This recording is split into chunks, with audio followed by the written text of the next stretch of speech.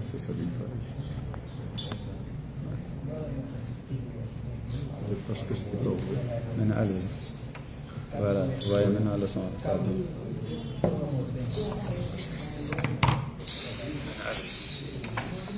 Ça peut aller, parce qu'il n'y a pas de bruit. C'est le premier rang.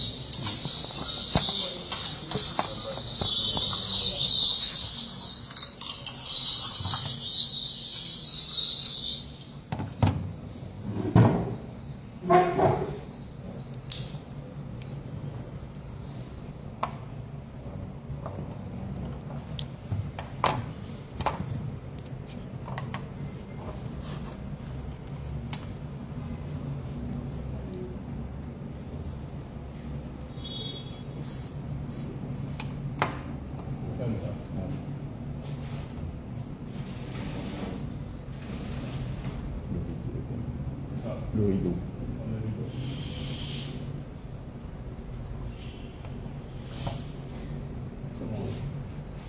Salam alaikum.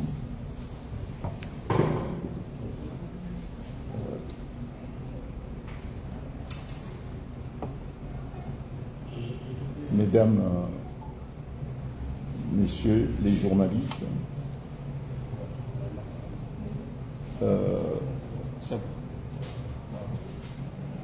nous vous remercions d'avoir répondu à notre invitation pour parler de la situation en Guinée-Bissau dans un contexte grave, sensible, mais fondamental pour l'avenir de la démocratie de la République de Guinée-Bissau et au-delà de ce pays, pour la crédibilité des processus électoraux sur le continent africain.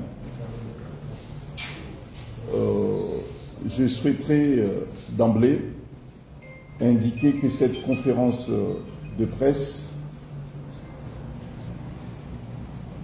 n'est ni un acte de provocation, ni une déclaration partisane, mais elle est un acte de responsabilité, de transparence, un acte de responsabilité, de transparence et de vérité voulu par l'opposition bissau-guinéenne et en particulier par le président élu, M. Diaz, et puis par ses partenaires de la coalition de l'opposition, et particulièrement M. Domingos Pereira.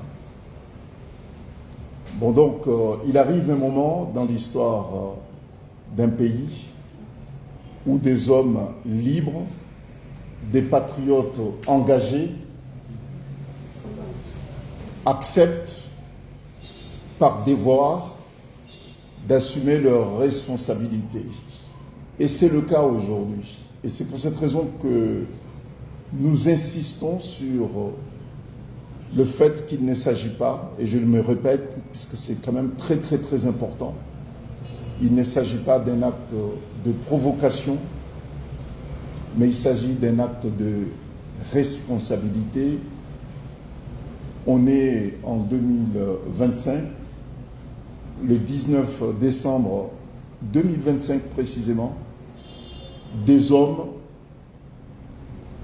responsables acceptent d'assumer pleinement leurs responsabilités pour l'histoire et pour l'avenir de leur pays, Guinée-Bissau.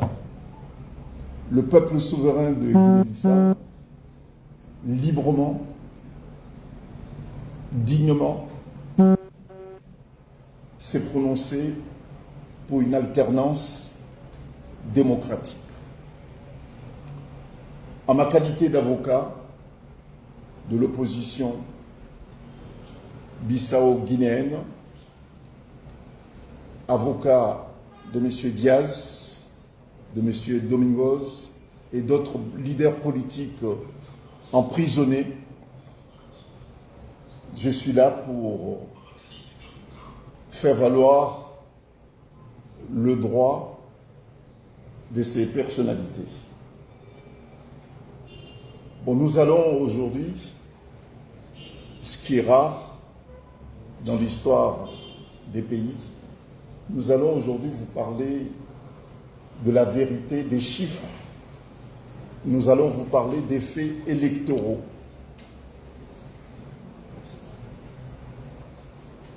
Et je souhaite rappeler un principe fondamental,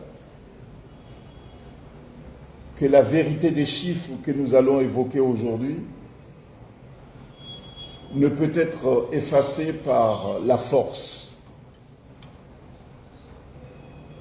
À ce titre, j'affirme ici que nous détenons ici, et nous le mettrons à votre disposition, l'intégralité des procès-verbaux issus des commissions régionales.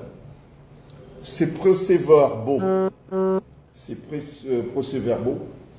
sont certifiés, signés, authentifiés et traçables. Leur authenticité est incontestable et vérifiable par toute instance indépendante.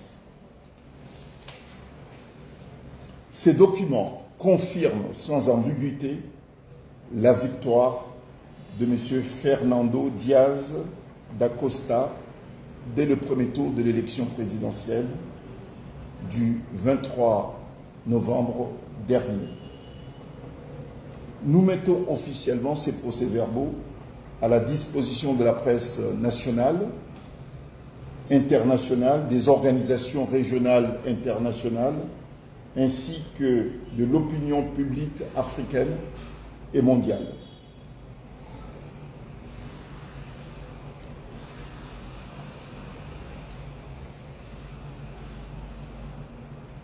Le coup de force et le refus de la confiscation de l'expression populaire. Nous le savons tous que malgré la réalité électorale claire et le processus électoral reconnu par tous les observateurs nationaux, les observateurs internationaux, régionaux.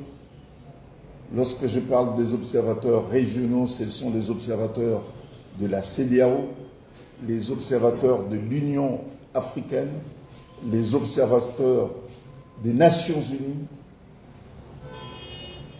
et les observateurs indépendants également. Malgré cela, les militaires ont estimé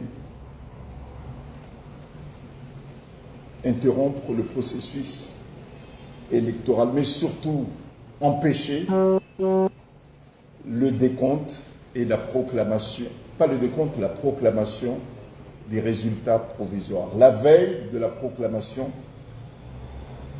les militaires ont commis un crime, puisque je pense qu'il faut dire les choses clairement, ils ont commis un crime constitutionnel. Et l'expression populaire, les résultats des urnes ont une légitimité incontestable au-dessus de toute autre considération. Les militaires n'ont pas vocation à interrompre un processus électoral. Leur vocation, ce n'est pas de mépriser le peuple souverain bissau-guinéen. Ce n'est pas la vocation des militaires. Le peuple s'est prononcé librement et dignement, et personne et aucune autre organisation ne peut remettre en cause cette expression légitime du peuple bissau-guinéen. Aucune machination, aucun arrangement ne peut justifier l'humiliation que les militaires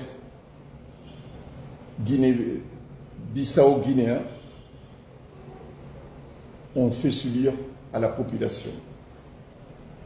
Rien ne peut justifier cela. Les résultats que nous avons, on va parler du chiffre. Au total, il y a 966 152 électeurs inscrits en Guinée-Bissau. 966 152. Les votants, 611 583. Donc 63,30% des votants. Vote blanc, 14 264, soit 1%, 1,48%. Le vote nul, 10 436, 1,08%. Le vote valide sur les 611 583, le vote valide, c'est très important, 586 883, soit 60,74%. Sur ces votes valides, Monsieur Diaz, Fernando da Costa, a eu 293 446. Je répète, sur le vote valide, 586 883, Monsieur Fernando Diaz da Costa a eu 50,001%, soit 293 446. Monsieur Ambalo Sissoko a eu 276 041, soit 47,035%.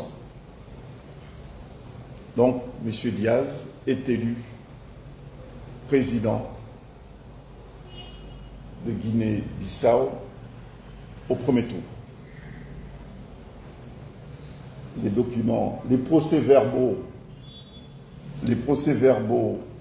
des différentes régions certifiés et signés par les commissions régionales sont à votre disposition, à la disposition de la presse africaine et internationale.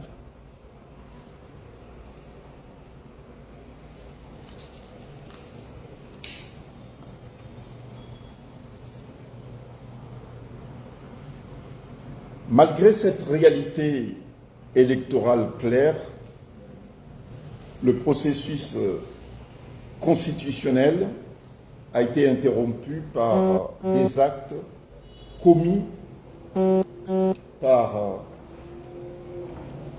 une partie des militaires.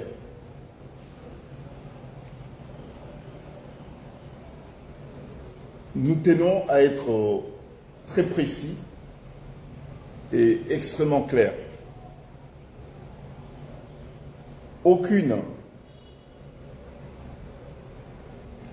transition imposée par des putschistes ne saurait se substituer à la volonté souveraine du peuple bissau-guinéen. La Guinée-Bissau n'a pas besoin d'une transition de fait. Elle a déjà un président élu. Je pense que c'est clair. Dès lors que le peuple souverain bissau-guinéen se prononçait librement et sereinement, ce peuple souverain n'a pas besoin d'une transition de fait. Ce peuple doit être respecté. Son choix doit être imposé. Ce peuple a déjà élu un président. Et ce président doit, à partir d'aujourd'hui, le 19 décembre 2025, assumer ses responsabilités, et il le fera. Toute tentative de légitimation d'un pouvoir né de la contrainte constituerait une violation grave de l'ordre constitutionnel et une légitimation des coups d'État. Ça serait un précédent dangereux pour la sous-région et un renoncement collectif aux principes démocratiques universels. Ça, c'est le premier point que je tenais à souligner. Et nous tenons aussi à souligner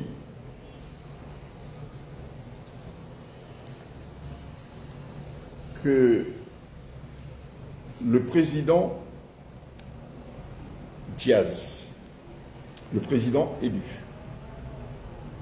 Fernando Diaz da Costa,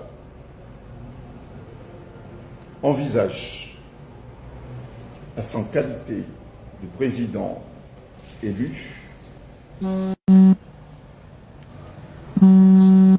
d'assurer la continuité de l'État.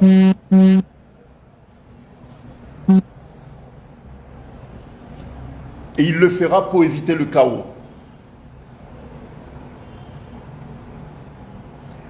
Il le fera pour dire qu'en 2025, ce n'est plus possible, si les autres pays africains estiment cela normal, M. Diaz et la coalition d'opposition qui le soutient ne peuvent pas accepter cette vacance de pouvoir au profit des putschistes militaires.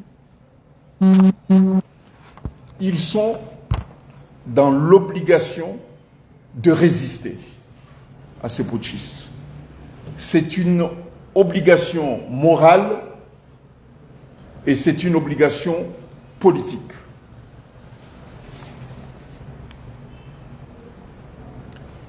Monsieur Diaz et ses partenaires de l'opposition sont dans l'obligation de faire respecter le choix clair, limpide, qui ne souffre d'aucune contestation exprimé par le peuple bissau-guinéen. Il leur revient et ils vont assumer, et ils le font à partir de maintenant. Il leur revient d'imposer à tous les partenaires de la Guinée-Bissau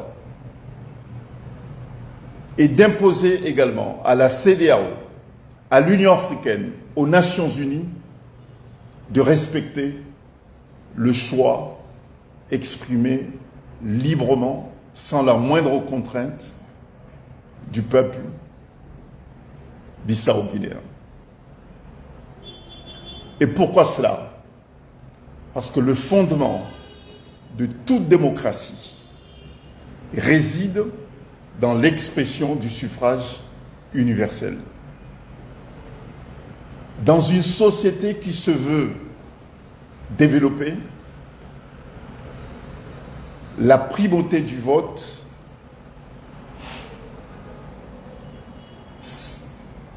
qui donne la légitimité du pouvoir. Parce que c'est le peuple qui donne le pouvoir. C'est valable partout, y compris en Guinée-Bissau.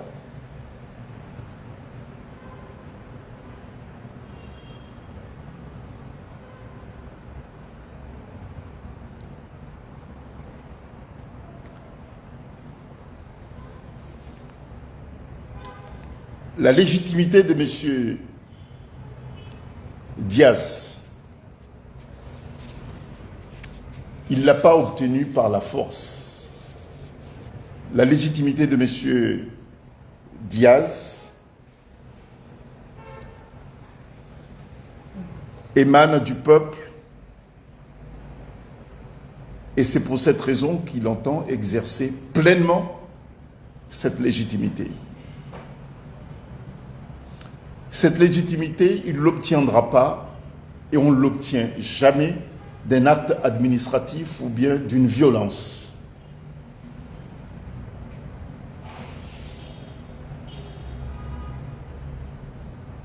La proclamation des résultats d'une élection, la proclamation, c'est un acte administratif. Ce n'est pas la proclamation qui légitime une élection. Non. La légitimité d'un pouvoir émane de l'expression populaire. La proclamation, c'est un acte administratif. Mais ce n'est pas le plus important. Le plus important, c'est l'expression populaire. Et ce d'autant que dans le contexte de la Guinée-Bissau, cet acte administratif qui devait proclamer le résultat est entravé par la force, par les militaires. Le mandat, il est de M. Diaz. C'est un mandat impératif. C'est un mandat qui l'oblige. Et ses partenaires de l'opposition doivent l'accompagner, doivent le soutenir. En l'absence d'une autorité capable de valider le vote, le candidat élu, choisi par le vote, se considère investi d'un devoir moral et politique.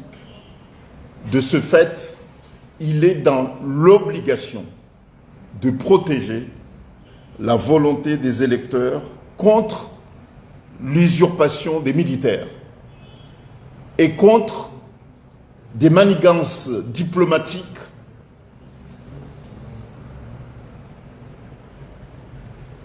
qui peuvent empêcher que le choix du peuple guinéen soit pris en considération. Et ça, c'est très, très, très important.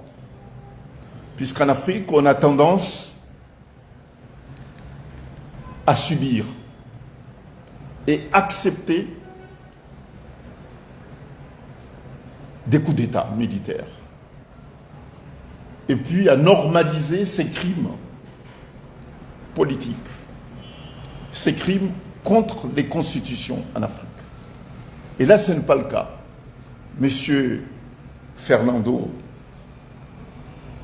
Diaz da Costa et ses partenaires de l'opposition n'acceptent pas. Ils résistent et ils vont résister.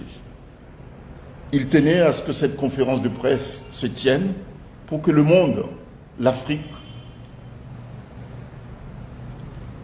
leur apporte leur soutien également. Qu'ils attendent d'aller jusqu'au bout.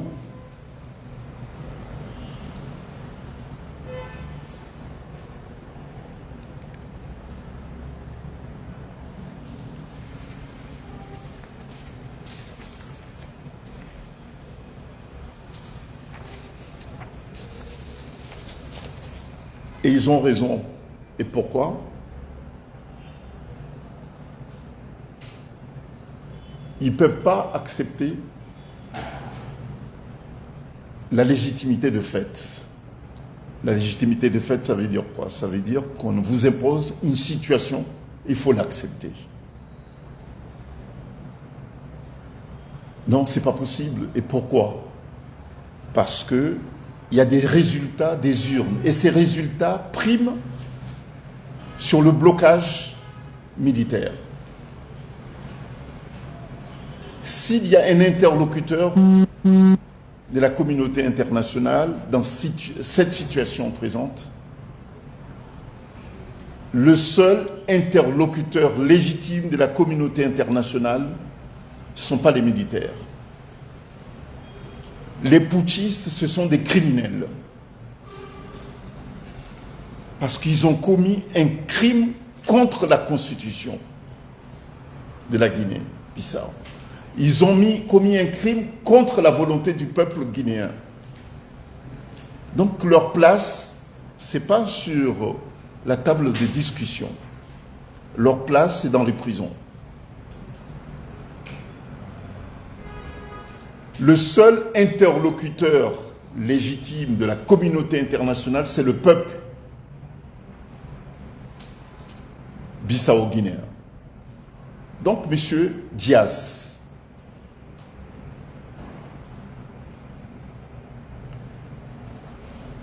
il y a une urgence qui est utile. Une urgence qui doit mobiliser tout un chacun. C'est d'empêcher l'enracinement d'une dictature militaire qui n'a aucune base légale. En Guinée-Bissau, bien naturellement, mais en Afrique également. Et c'est pour cette raison que je me fais l'avocat de l'opinion africaine, là maintenant. De dire, bah, écoutez, qu'est-ce que c'est ce 2 poids et 2 mesures? C'est une attitude qui heurte. C'est une attitude qui révolte. Comment la communauté internationale peut, dans le cas du Bénin, réagir à juste titre, avec efficacité, en moins de 24 heures, empêcher le coup d'État au Bénin et puis faire preuve d'attentisme, pour ne pas dire plus, sur la Guinée-Bissau. Est-ce qu'il y a un bon coup d'État et puis un mauvais coup d'État? Qu'est-ce qui justifie cet attentisme diplomatique lorsqu'il s'agit de la Guinée-Bissau? Et puis aller jusqu'à accepter de discuter avec les militaires, leur accorder une brève transition qui serait civile. Alors que là, il n'y a pas besoin de transition puisqu'il y a eu élection. Les procès-verbaux sont là, à la disposition de tout un chacun. C'est du 26, c'était le 26 novembre, on est le 19. Trop, c'est trop. Le peuple bissau-guinéen ne peut plus attendre. Monsieur Diaz, président élu, ne peut plus attendre non plus. Il est dans l'obligation d'assumer ses responsabilités de président élu. Il y a une urgence. Si certains dirigeants de la sous-région trouvent normal que des putschistes interviennent pour empêcher la proclamation des résultats d'une élection présidentielle, s'il trouve ça normal qu'une jurisprudence des militaires putschistes s'installe en Afrique, il se trompe, puisque les peuples africains sont fatigués de cette humiliation, de leurs propres dirigeants. Il est temps que nos dirigeants comprennent que les peuples africains sont fatigués de cette humiliation.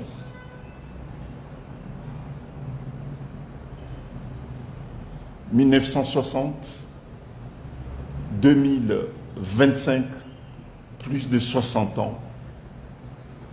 Trop, c'est trop. Trop d'humiliation suscite des révoltes populaires. Ils doivent en prendre en considération cela.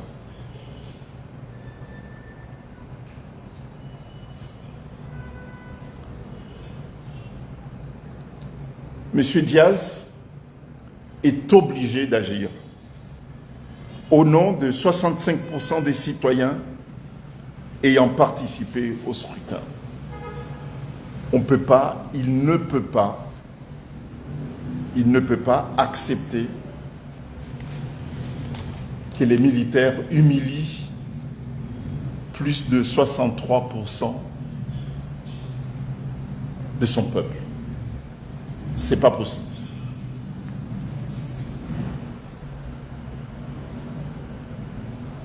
Et c'est pour cette raison que M. Diaz et ses partenaires de l'Union de l'opposition vont commencer à poser des actes, non seulement pour légitimer, pour confirmer la légitimation de leur pouvoir, mais pour protéger leur pays. Il est temps que la Guinée-Bissau soit protégée et défendue, que les intérêts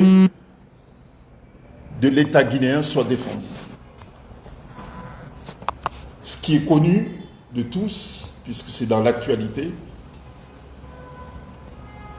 c'est la tentative des blanchiments des avoirs guinéens qui a été empêché par les autorités portugaises. Et il faut que M. Diaz, en tant que président élu, protège les intérêts de son pays. Et il le fera. Et ça, il n'a pas à attendre une proclamation quelconque, puisque je l'avais dit tout à l'heure que la proclamation, c'est un acte administratif. Et l'acte le plus important, c'est le mandat électif qui lui a été clairement donné par le peuple guinéen. Sur la base de ce mandat électif, il est dans l'obligation de protéger et les Guinéens et l'État guinéen également. Et il le fera. Et une correspondance sera envoyée à tous les chefs d'État africains pour reconnaître le choix du peuple bissau-guinéen. Et la même démarche sera également effectuée auprès de tous les partenaires étrangers de la Guinée-Bissau et à l'Union africaine bien sûr et aux Nations Unies. Il s'agit d'un acte de résistance légitime, politique et populaire, puisque nous sommes persuadés, au regard du silence diplomatique de la CEDEAO et de l'Union africaine également, qui semble s'adapter à cette situation de fait, à ce coup de force. M. Diaz et ses partenaires sont seuls aujourd'hui, sont les seuls défendeurs du choix de leur peuple. et puis sont les seuls aujourd'hui habilités à défendre les intérêts de l'État Guinée-Bissau. De Guinée-Bissau, voilà. Bon, donc c'est l'objet de cette conférence de presse. Si vous voulez plus de précision et que vous avez des questions, je suis à votre disposition. Pour ne pas alourdir mon intervention, je n'ai pas voulu donner résultats région par région, mais si vous estimez que c'est nécessaire, moi je peux le faire, puisque j'ai les chiffres qui sont là, les chiffres des 10 régions, et je peux vous donner le nom des régions, et puis les chiffres si vous le voulez, mais en tout état de cause, les procès-verbaux sont là, et puis certifiés, signés, certifiés, authentifiés sont là, et puis j'ai les résultats région par région, et par candidat également, les résultats par candidat. Voilà. Oui. Bonjour. Étant donné que la Guinée-Bissau fait partie des pays de la CEDEAO, je voudrais bien savoir quelle est la position de la CEDEAO par rapport à cette processus électoral. La deuxième question, c'est que tout à l'heure, il y avait ces dirigeants africains qui sont dans la sous-région et qui s'installent en Afrique. Je voudrais bien savoir quels sont ces chefs d'État africains qui sont aussi dans la sous-région et qui aiment voir que ces militaires s'installent ici en Afrique. L'autre question, c'est par rapport à ces militaires qui ont commis un crime institutionnel. Pour l'opinion qui ne savent pas, c'est un crime constitutionnel. Je n'ai rien que pour nous expliquer. Est-ce qu'on peut répondre après? Non, une question. La première, c'était La première, c'est la position de la CEDEAO. Bon, je vais répondre d'abord à ces 3 questions et puis on passera à d'autres questions. Ce n'est pas plus judicieux Le tour. de Bon, j'ai peur de ne pas oublier. Voilà. Parce que ça Bon. va nous permettre après de voir la version. D'accord, ok. Ok, je vous écoute alors. Vous avez une question? Bon, maître, je vous remercie d'abord pour votre courage. Bon, d'abord, ma question, c'est qu'attendez-vous de la CEDEAO? Parce que comme ça a été posé par mon confrère, puisque nous avons vu récemment en Gambie la position de la CEDEAO. Voilà. Et aussi, deuxième, vous avez dit tout à l'heure que le candidat Diaz a l'obligation de prendre sa responsabilité. Qu'est-ce qu'on peut sous-entendre? Prendre ça, soit sur les manifestations ou bien quels sont les actes? D'accord.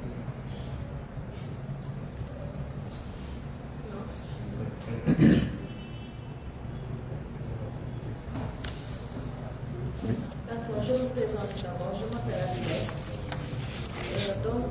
Quels sont les recours que vous envisagez de déposer auprès des juridictions compétentes pour faire reconnaître la victoire de votre client, Fernando Diaz? Et puis la deuxième question, c'est comment évaluez-vous les chances de... D'accord. Répète la première question. D'accord. Donc la première, c'est les recours que vous envisagez de déposer auprès des juridictions compétentes pour faire reconnaître la victoire de votre client. D'accord. Deuxième. Et comment La chance. évaluez-vous les chances de D'accord. Fernando Diaz pour récupérer pour prendre ses fonctions? Et la troisième, quels sont les risques et défis?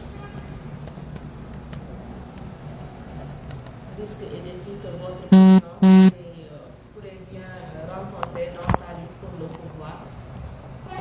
D'accord. Et la quatrième, c'est que pensez-vous que la communauté internationale devrait réagir face à cette situation? C'est bon. Moi, j'ai une question.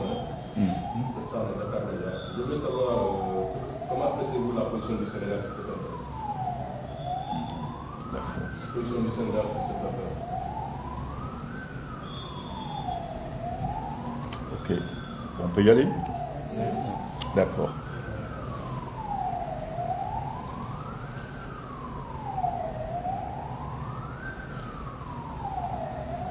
Ouais, il y a la première question qui a été posée, c'était de savoir quelle est la position de la CEDEAO et puis qu'est-ce que ça veut dire un crime institutionnel. Et puis voilà, donc ça c'est les premières questions. Et puis la deuxième question, c'était de savoir qu'est-ce que nous attendons de la CEDEAO.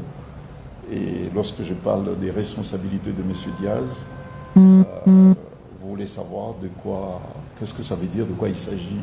Voilà. Et puis sur les recours et sur les chances de succès de ces recours, et puis quels sont les risques et les défis de M. Diaz, et puis la communauté internationale, comment devait-elle réagir.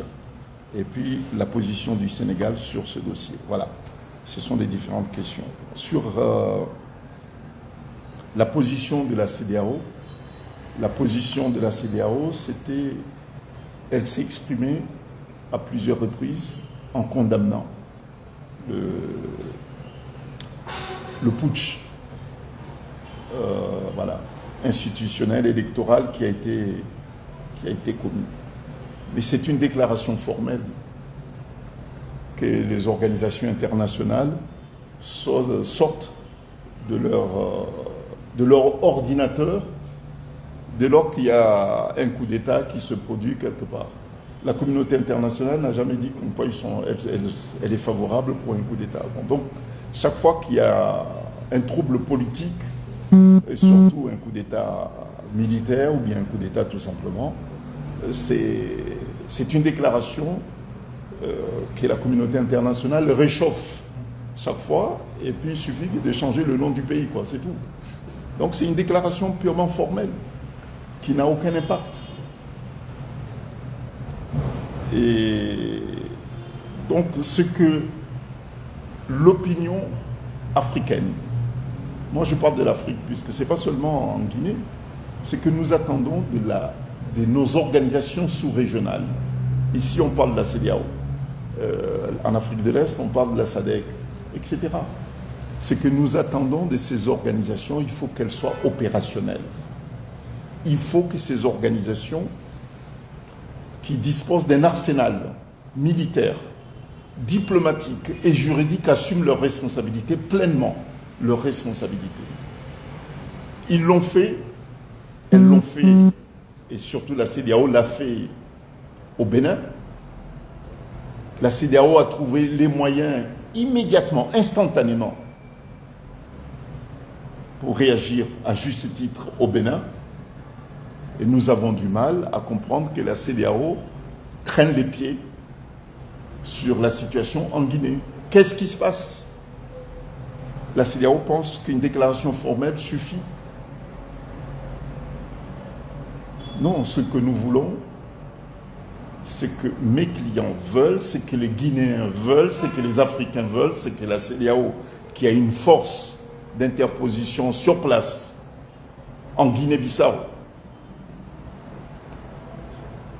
que les objectifs ou bien la mission de cette force qui est sur place soit redéfinie pour le retour de l'ordre constitutionnel.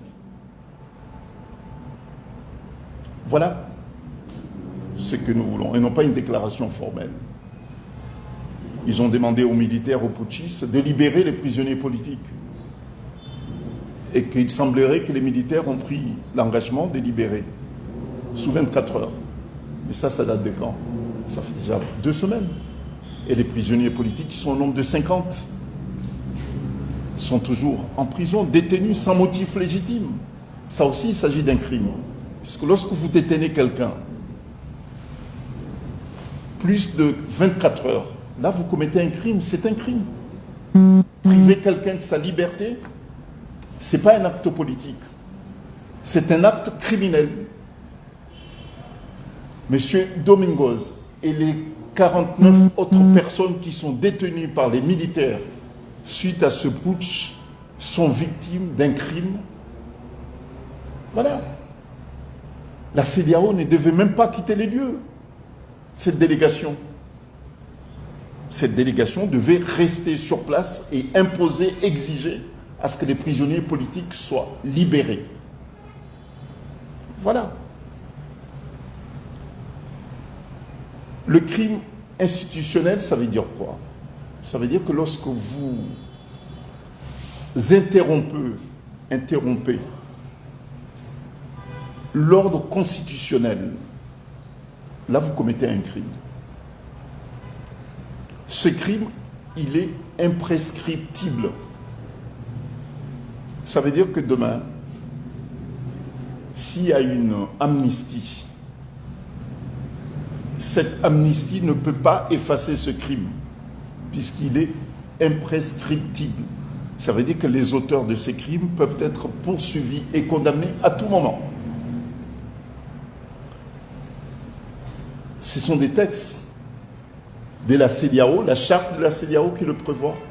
Ce sont les différents instruments juridiques de l'Union africaine qui le précisent et la Constitution de la Guinée-Bissau également le rappelle. Donc ces textes doivent être appliqués. Ces textes doivent être appliqués. Voilà, ça c'est les réponses aux 3 premières questions. Qu'attendez-vous de la CEDEAO? Que la CEDEAO assume ses responsabilités. Que la CEDEAO, parce que la Commission nationale électorale est dans l'impossibilité de se prononcer, que la CEDEAO prononce les résultats issus des urnes. Et que la CEDEAO écarte toute idée de transition, civile ou militaire. Le peuple guinéen ne veut pas de transition, puisqu'ils ont élu un président. Si la CEDEAO accepte ce coup de force, cette idée de transition alors qu'il y a un président élu, ça veut dire tout simplement que la CEDEAO accepte le coup d'État militaire et instaure une jurisprudence dangereuse. Lorsqu'on dit que Diaz va assumer ses responsabilités, écoutez, venir ici, aujourd'hui, faire distribuer à la presse internationale africaine, à l'opinion africaine et mondiale, les procès-verbaux issus des urnes, c'est assumer ses responsabilités. Assumer ses responsabilités aussi, ça veut dire tout simplement que M. Diaz ne veut pas laisser les militaires prendre son pays en otage. Prendre ses responsabilités, c'est imposer le respect de l'expression du peuple bissau-guinéen. Prendre ses responsabilités, c'est empêcher le chaos dans son pays. Prendre ses responsabilités, c'est protéger et défendre les intérêts de son pays. Prendre ses responsabilités, ça veut dire porter le costume du président élu. C'est ça aussi, assumer ses responsabilités. Et ça, M. Diaz entend les assumer. Et porter ses responsabilités, c'est de poser des actes politiques, des actes constitutionnels, et ne pas accepter que les militaires l'emportent par la force contre la volonté du peuple. C'est ça aussi, assumer ses responsabilités. Lorsque vous vous portez candidat à une élection présidentielle et que les résultats sont clairs, confirment votre victoire, là, à partir de là, vous ne vous appartenez plus. Ça veut dire tout simplement que le destin de votre pays entre vos mains. Donc, le destin démocratique et la paix sociale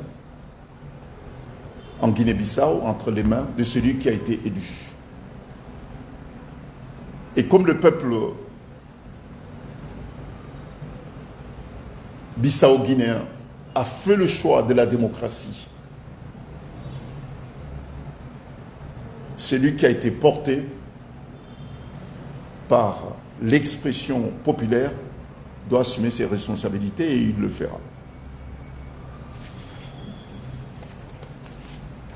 Bon, maintenant, quels sont les recours? Mais les recours sont d'ordre politique, diplomatique et juridique.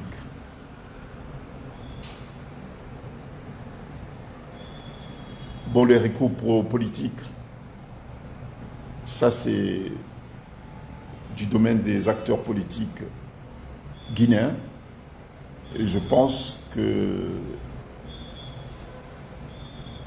sont en train de l'assumer. Ils sont en train de l'assumer. Le peuple l'assume puisque le peuple s'est prononcé clairement, sans violence, et les acteurs politiques joueront aussi leur rôle.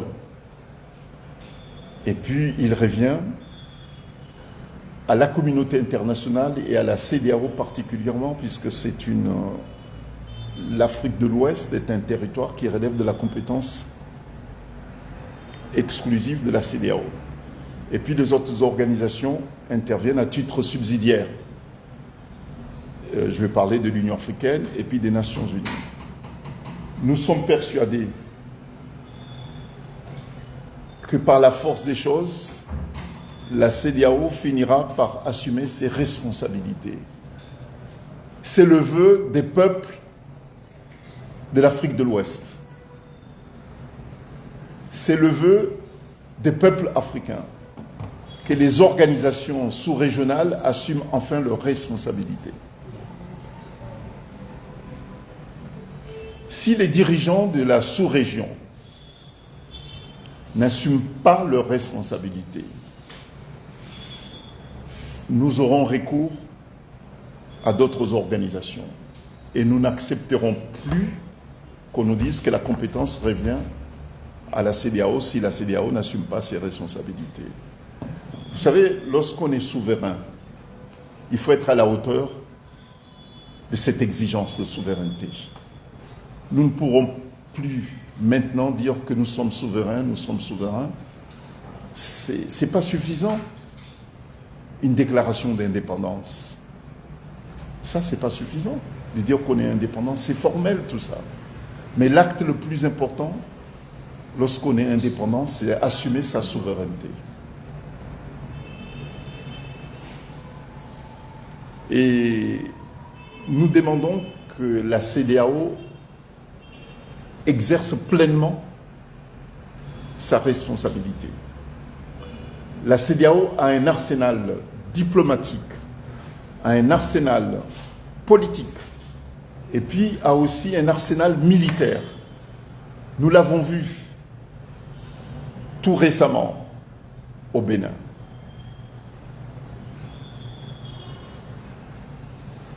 Donc si ces moyens diplomatiques, militaires et politiques ne sont pas mis à la disposition de la démocratie et à la disposition de la paix en Guinée-Bissau, bon, il y aura d'autres formes de recours. Voilà, nous attendons la mission de la CEDEAO qui doit normalement se déplacer en Guinée et nous aviserons par la suite. Voilà. Bon, quant aux chances de ces démarches, bon, vous savez, l'élément le plus précieux dans un combat politique, c'est l'apport populaire. Puisque si la population veut quelque chose, elle est très fidèle, elle se tient à ses aspirations. Le soutien le plus précieux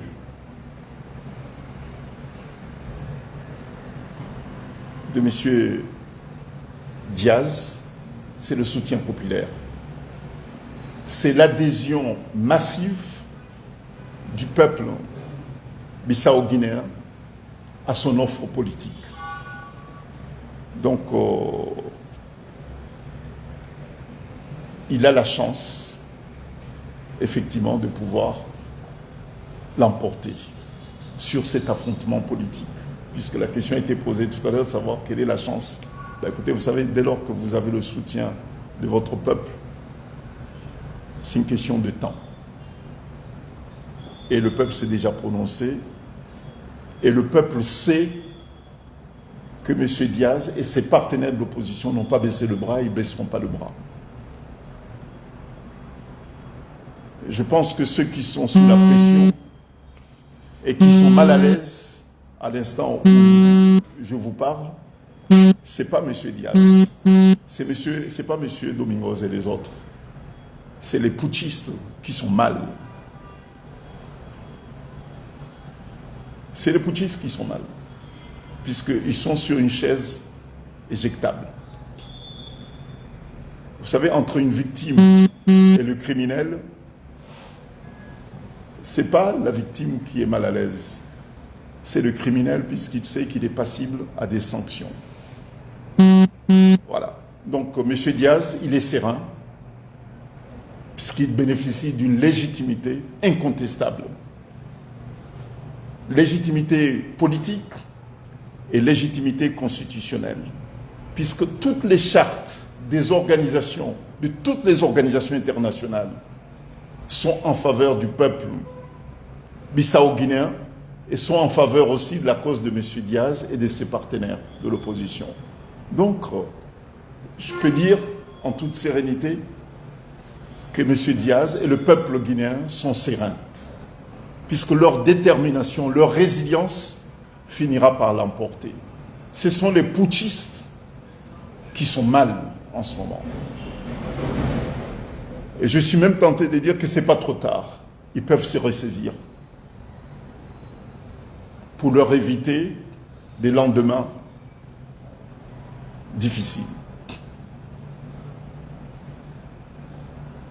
Parce que lorsque les sanctions vont tomber, ça a commencé déjà. Il y a des organisations internationales qui ont commencé à se prononcer. La CEDEAO s'est déjà prononcée là-dessus avec des sanctions graduelles et personnalisées.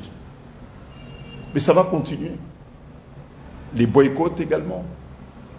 Mais ça, c'est un autre aspect politique, puisque lorsque les organisations panafricaines, lorsque les organisations des peuples africains dans différents pays d'Afrique vont s'organiser pour boycotter les putschistes et leur soutien également, là, ils vont comprendre qu'ils seront boycottés non seulement chez eux, en Guinée, mais ils seront boycottés partout en Afrique. Puisque les peuples africains, vous avez vu la réaction lorsque Sissoko Embalo s'était rendu ici au Sénégal, la réaction du peuple sénégalais, lorsqu'il s'était rendu à Brazzaville, la réaction des Congolais, ça sera pareil partout où il passera. Pas seulement lui, mais les autres également. Vous avez vu la réaction des Portugais, des autorités portugaises. Ils pouvaient partir avec n'importe quel passeport diplomatique, mais lorsque les peuples vous vomissent, vous n'avez pas le choix. Donc les militaires qui sont sur place, bon, moi je vais dire les choses clairement puisque je suis un homme libre, ils sont manipulés, instrumentalisés. Et j'assume par l'ancien chef d'État. Il continue à présider par télécommande la Guinée-Bissau. C'est lui qui est derrière tout ce qui se passe sur place. Bon, donc, moi je l'ai dit, j'assume ce que je dis, puisque j'ai les preuves de ce que je dis. et tout. Bon, donc, lui, il peut voyager, je ne sais pas jusqu'à quand, mais c'est eux qui sont sur place. Et ils pensent que l'avenir de leur pays se dessinera dans le contexte actuel de répression. Non, ils se trompent, puisque le peuple a décidé de tourner la page, et ça sera le cas. Quel est le risque pour monsieur et les défis pour monsieur Diaz? Vous savez, vivre est un risque. Vivre est un risque. Lorsque vous êtes un homme de conviction, vous prenez des risques.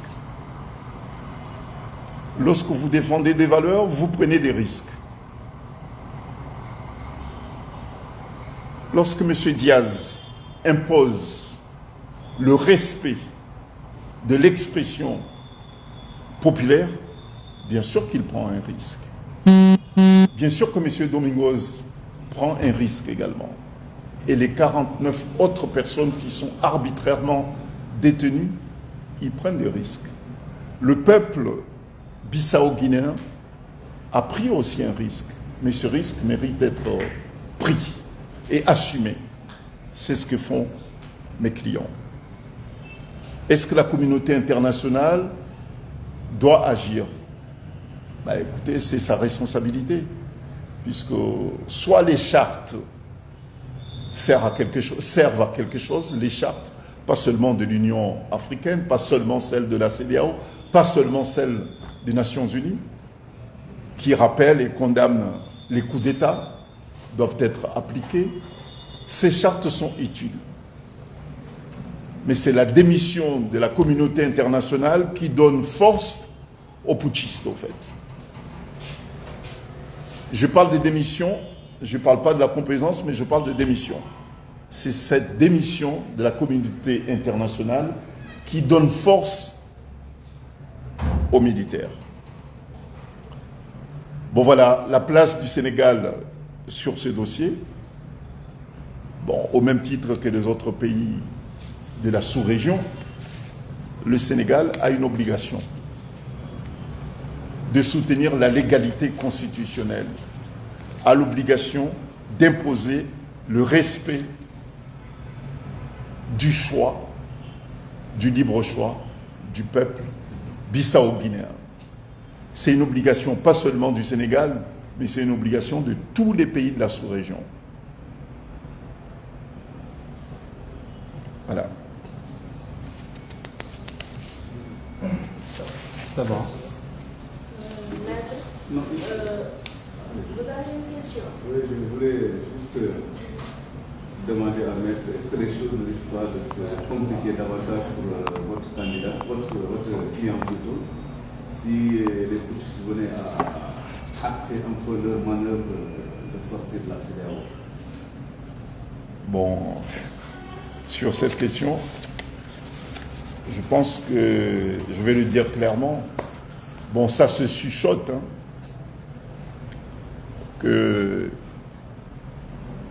le président sortant manœuvre, puisque tout à l'heure je parlais de la présidence télécommandée. Le président sortant manœuvre, pousse une tranche des putschistes à vouloir sortir de la CEDEAO. Bon, moi je suis désolé, mais les putschistes n'ont aucun mandat pour engager la Guinée-Bissau. Aucun mandat. La seule personne qui a une légitimité pour engager la Guinée-Bissau aujourd'hui, il s'appelle M.